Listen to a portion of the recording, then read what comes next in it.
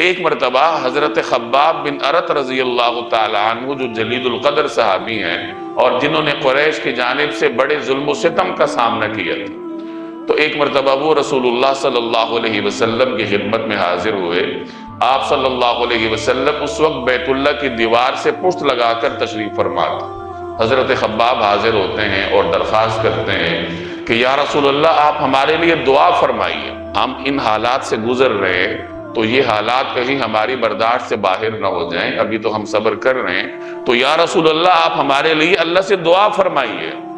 تو نبی کریم صلی اللہ علیہ وسلم کو تھوڑا سا آپ علیہ السلام کا چہرہ انور روایات میں آتا ہے کہ سرخ ہو گیا، آپ جوش میں آ گئے اور آپ نے ارشاد فرمایا کہ تم سے پچھلی امتوں کے لوگوں کو گڑھے میں بٹھایا جاتا تھا اور ان کے سروں پر آری چلا دی جاتی، ان کے جسموں کو دو حصوں میں تقسیم کر دیا جاتا،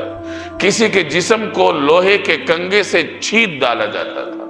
تو ان پر تو یہ آزمائشیں گزری تھی۔ اور مزید آپ نے فرمایا کہ اللہ تبارک و تعالی اس کام کو پورا کر کے رہے گا،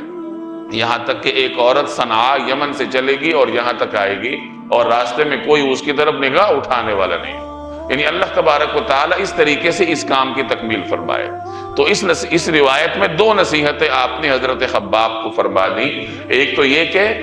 ایمان کے ساتھ آزمائشیں آتی ہیں اور گزشتہ امتوں پر بھی یہ آزمائشیں آئی ہیں، ان پر زیادہ سخت آزمائشیں آئی ہیں، لہٰذا آپ کو صبر کرنا پڑے گا۔ اور دوسری نصیحت جو کہ ایک پیشن گوئی تھی وہ یہ فرما دی کہ صبر کرو اور اس صبر کے بدلے میں اللہ کامیابی دے گا۔